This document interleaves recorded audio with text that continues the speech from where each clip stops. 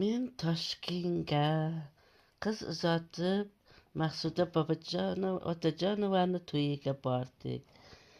Stollarga o'tirdik biz qishloq ayollar bir yonda, shahar ayollari artistlar bir yonda o'tirdi. Bunday qarasam shahar ayoli bilan qishloq ayolining o'rtasida anchagina farq bor.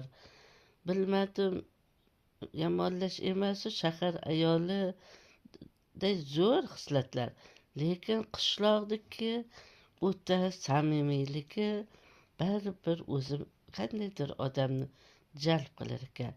Shu paytda shunday xayolimga bir she'r keldi. Ijozatlaring bilan shuni yozgan edim, o'qib bersam. Inson go'zalligi viqor bilan o'tiribdi shaharlik xonim to'yxonada. Qo'lida xitoycha yelpig'ich uzuk qator barmoqlarda. Nafis libos yarashgan, hamma unga qarashgan. Qishloq ayoli ham bo'libdi taklif, o'zicha orolar bergan. Maktabga kech qolganday kirib keldi to'yxonaga. Unchalik bo'lmasa-da libosi o'ziga yarashgan. Kirib keldi to'yxonaga, hamma unga qarashgan.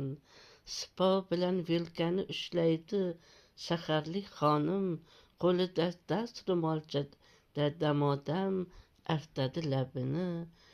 Chashkada choyni ham ichadi inglizcha viqor bilan. Qishloq ayol horib kelgan, choy ichadi peshonasin artib.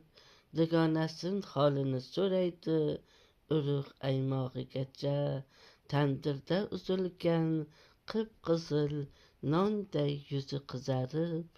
Ammo qishloq ayoli samimiyligi dilni tortadi o'zicha. Har bir tabassumida mehr va sadoqat ko'rinadi. To'yxonada ikki xil olam bir joyda uchrashgan. Biri shahar nafisligi, biri qishloq soddaligi. Shaharlik xonim o'z olamida, qishloq ayoli o'zida. Ammo ikkalasi ham o'zicha go'zal, o'zicha yagona. To'yxona ichida qo'shiq bir yonda suhbat davom etadi. Choynakda bug' ko'tarilib xushbo'y hid taraladi. Shaharlik xonim ham qishloq ayoli ham birgalikda bir stolda dasturxon atrofida kulib suhbatlashadi. Bu manzara hayotning o'zi naqadar rang-barang.